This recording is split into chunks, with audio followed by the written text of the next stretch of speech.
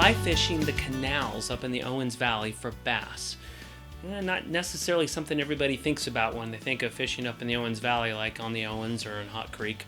But we were on the canals. I was with Jarett Coons, who's a guide up there, and he specializes in fishing for bass and carp in the canals there in that area. And he was talking about the line he uses on his rigging. Standard, really.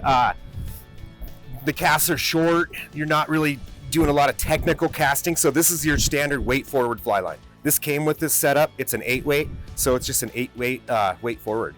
I like the 8-weight because it's just a little bit beefier. In the summertime, the weeds come in here. You get some tulies. Those fish like to go into that, so I like the 8-weight because I can rip those fish out of cover. Got a little more power to pull those fish out of stuff. So, 8-weight weight forward line, and that's pretty much it. My leader is 12-pound fluorocarbon. You could use 14-pound also.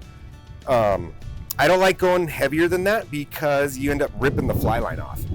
So 12 to 14 pound is what I use typically for bass, just so I'm not ripping the end of my fly line off. A lot of times when you're lighter that way, this will break before your fly line, but I've used 20 and you end up just ripping the tip right off the fly line. So yeah, 12 to 14 pound fluorocarbon. They're not leader shy, so I just buy the cheap stuff, the Seagar and VizX. It's worked for me.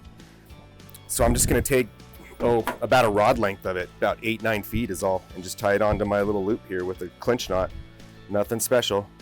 Really easy setup. You don't need really more than this for what we're gonna do.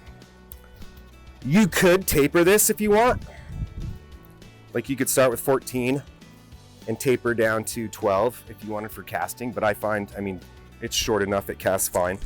Just straight level leader, rod length of it. Doesn't really get any more simple than that.